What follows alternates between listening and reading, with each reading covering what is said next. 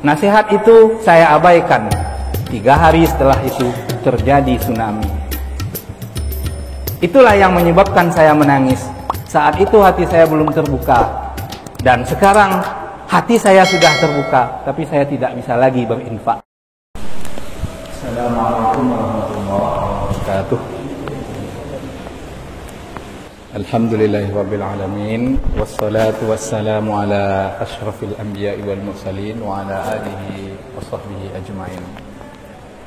Bapak Ibu jamaah salat zuhur yang dirahmati Allah, sejenak sebelum salat zuhur, sembari menunggu kawan-kawan kita yang masih berwudu, kita sampaikan kultum singkat agak 5-7 menit. Sebelumnya pernah kita sampaikan firman Allah surah Al-Munafikun ayat 10. Allah perintahkan agar kita berinfak sebelum kesempatan berinfak itu hilang. Di antara bentuk hilangnya kesempatan itu dah habis harta atau dah datang kematian kepada kita. Kali ini kami sampaikan sebuah kisah nyata yang terjadi di pengungsian tsunami Aceh tahun 2004. Tapi kami sampaikan kisah ini dalam kaitan makna berinfak sebelum kesempatan infak itu tidak ada lagi. Kisah ini terjadi di pengungsian tsunami Aceh, Darussalam 2004 silam. Setelah terjadi tsunami, orang-orang mengungsi. Mereka yang selamat berkumpul di pengungsian. Umumnya mengungsi di masjid. Di antara pengungsi itu ada yang selalu menangis. Seorang bapak-bapak berumur antara 55 sampai 60 tahun selalu menangis. Setiap hari menangis. Hanya berhenti menangis pada waktu-waktu tertentu. Waktu sholat dia tidak menangis. Waktu makan dia tidak menangis.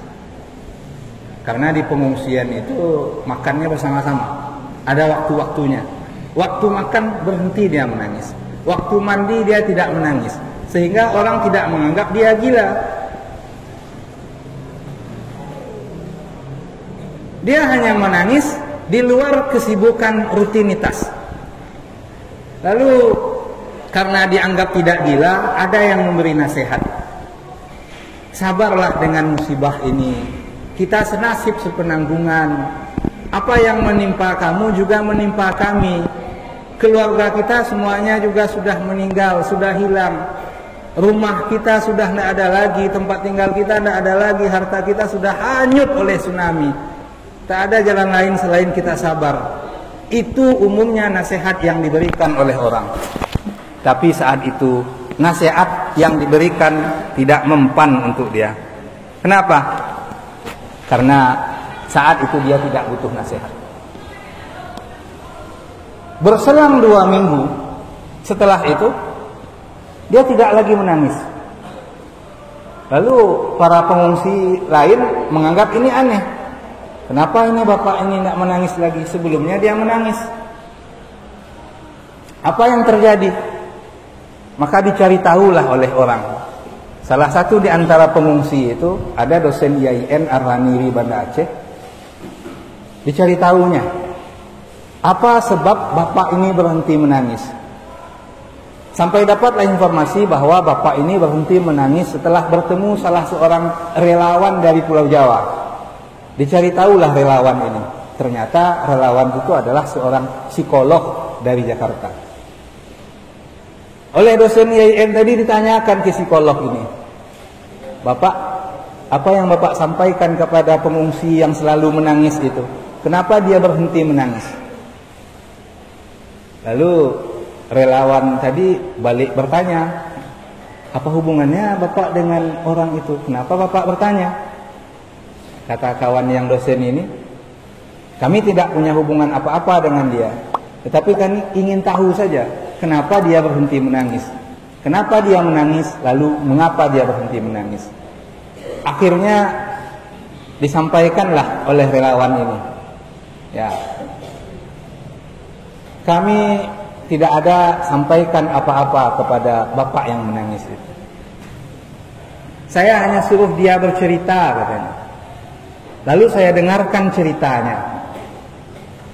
Saya tidak menasihati dia. Saya hanya menyuruh dia bercerita apa yang dialami, lalu saya dengarkan. Jadi ada masa-masa tertentu orang tidak butuh nasihat, orang hanya butuh didengarkan. Inilah yang dialami oleh bapak tua itu. Apa cerita dari bapak tua itu? Kata kawan dosen ini, biar bisa saya bagikan kepada mahasiswa saya, atau saya sampaikan kepada jamaah saya. Kebetulan dia juga seorang ustadz yang berceramah di masjid Banda Aceh.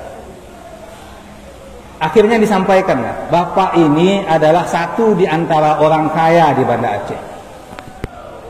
Dia mempunyai banyak harta, ada 22 dump truck, ada 12 ruko, ada punya rumah sewa sekian. Artinya bisnisnya berkembang.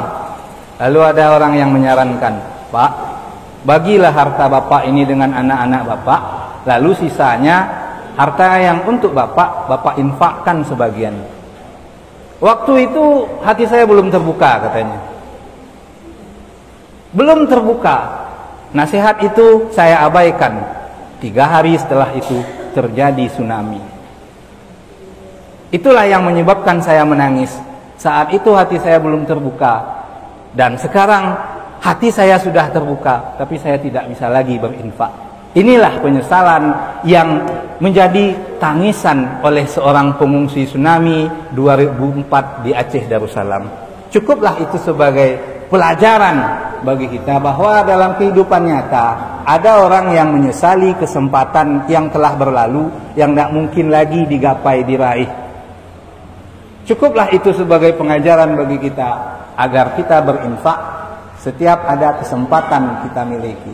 Jangan ditunggu kesempatan itu datang. Kesempatan tidak datang berkali-kali. Ini saja kami sampaikan, semoga bermanfaat adanya bagi kita. Billahi taufiq wal hidayah wa ridha wal inayah. Wassalamualaikum warahmatullahi wabarakatuh.